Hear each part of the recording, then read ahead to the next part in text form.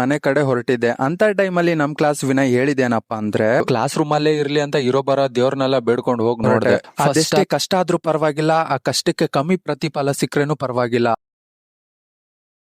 Hello ನಮಸ್ಕಾರ ಎಲ್ಲರಿಗೂ, welcome to my new vlog. ನಿನ್ನೆ ನಾನು ಇಯರ್ ಬಡ್ಸ್ ನ ಕಾಲೇಜಲ್ಲೇ ಕಳ್ದಾಕೊಂಡು ಹೋಗಿದ್ದೆ. ಕ್ಲಾಸ್ ರೂಮ್ ಎಕ್ಸಾಮ್ ಅಲ್ಲಿ ಬಿಟ್ನಾ ಇಲ್ಲ ಕ್ಯಾಂಟೀನ್ ಅಲ್ಲಿ ಬಿಟ್ನಾ ಅಂತ ಡೌಟ್ ಇದೆ. ಕ್ಲಾಸ್ ರೂಮ್ ಅಲ್ಲಿ ಮರ್ತಿದ್ರೆ ಮೇ ಬಿ ಸಿಗ್ಬೋದು, ಕ್ಯಾಂಟೀನ್ ಅಲ್ಲಿ ಬಿಟ್ಟಿದ್ರೆ ಮರ್ತ್ ಬಿಡ್ಬೇಕು. ಕ್ಲಾಸ್ ರೂಮ್ ಅಲ್ಲೇ ಇರ್ಲಿ ಅಂತ ಇರೋ ಬರೋ ದೇವ್ರನ್ನೆಲ್ಲ ಬೇಡ್ಕೊಂಡು ಹೋಗಿ ನೋಡ್ದೆ. ಫಸ್ಟ್ ಅಲ್ಲ ಲಾಸ್ಟ್ ಬೆಂಚ್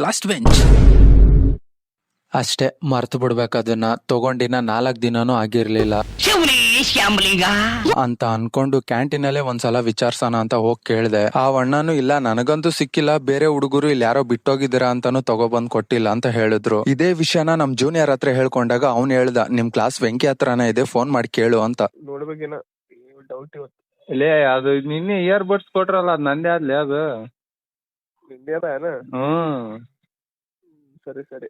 ಯಪ್ಪ ದೇವ್ರೆ, ಹೆಂಗೋ ಸಿಕ್ತು, ಇವಾಗ ನೆಮ್ಮದಿಯಿಂದ ಉಸಿರಾಡೋಣ ಅನ್ಸ್ತಿದೆ. ಅದಾದ್ಮೇಲೆ ನಾಷ್ಟ ಮುಗಿಸ್ಕೊಂಡು ಕ್ಲಾಸ್ ರೂಮ್ಗೆ ಹೋದೆ. ಇವತ್ತು ಪ್ರಿಪೇಟರಿ ಎಕ್ಸಾಮ್ ಇದೆ, ಎಲ್ಲರೂ ಪ್ರಿಪೇರ್ ಆಗ್ತಿದ್ದಾರೆ. ನಾನು ಪ್ರಿಪೇರ್ ಆಗ್ತಾ ಇದ್ದೆ, ಪ್ರಮೋಷನ್ ಹೆಂಗ್ ಮಾಡೋದು ಅಂತ ಯೋಚನೆ ಮಾಡ್ಕೊಂಡು. ಅದಾದ್ಮೇಲೆ ಸ್ವಲ್ಪ ಹೊತ್ತು ಆದ್ಮೇಲೆ ಎಕ್ಸಾಮ್ ಸ್ಟಾರ್ಟ್ ಆಯ್ತು. ನಿನ್ನೆ ಮಾಡಿದ ಸಂಪ್ರದಾಯನೇ ಇವತ್ತೂ ಮಾಡ್ಬಿಟ್ಟು ಬಂದೆ. ಎಕ್ಸಾಮ್ ಮುಗಿದು ಬ್ಯಾಗ್ ತಗೊಂಡು ಮನೆ ಕಡೆ ಹೊರಟಿದ್ದೆ. ಅಂತ ಟೈಮಲ್ಲಿ ನಮ್ ಕ್ಲಾಸ್ ವಿನಯ್ ಹೇಳಿದೇನಪ್ಪ ಅಂದ್ರೆ, ಇದೇ ತಿಂಗಳು 10, 11ನೇ ತಾರೀಕು ನಮ್ ಕ್ಯಾಂಪಸ್ ಅಲ್ಲಿ ಸ್ಕೂಲ್ ಆನ್ಯುವಲ್ ಡೇ ನಡೆಯುತ್ತೆ, 1000 ಜನ ಬರ್ತಾರೆ. ಹೇಗಿದ್ರು ನಿನ್ ಸಾಂಗ್ 11ನೇ ತಾರೀಕಿಗೆ ರಿಲೀಸ್ ಆಗುತ್ತೆ ಅಲ್ವಾ, ನಮ್ ಕ್ಯಾಂಪಸ್ ಅಲ್ಲಿ ಅಷ್ಟೊಂದ್ ಜನರ ಮುಂದೆ ರಿಲೀಸ್ ಮಾಡಿಸ್ಬೋದಲ್ವಾ ಅಂತ ಹೇಳ್ದ. ಸಿಲ್ಲಿ ಗಾಯ್, ಕ್ಯಾಂಪಸ್ ಅಲ್ಲಿ ಶೂಟಿಂಗ್ ಪರ್ಮಿಷನ್ ಕೇಳಿದಿಕ್ಕೆ ಕೊಟ್ಟಿಲ್ಲ, ಅಂತದ್ರಲ್ಲಿ ನಾನ್ ಸಾಂಗ್ ರಿಲೀಸ್ ಮಾಡಿಸ್ತಾರ, ಅದು ಅಷ್ಟು 1000 ಜನರ ಮುಂದೆ?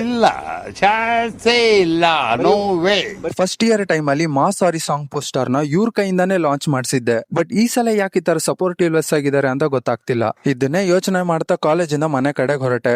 ಅದೆಷ್ಟೇ ಕಷ್ಟ ಆದ್ರೂ ಪರವಾಗಿಲ್ಲ, ಆ ಕಷ್ಟಕ್ಕೆ ಕಮ್ಮಿ ಪ್ರತಿಫಲ ಸಿಕ್ಕರೇನು ಪರವಾಗಿಲ್ಲ. ನನ್ ಕೈಯಿಂದ ಎಷ್ಟಾಗುತ್ತೋ ಅಷ್ಟು ಇಂಡಿವಿಜುವಲ್ ಆಗಿ ಪ್ರಮೋಷನ್ ಮಾಡ್ತೀನಿ.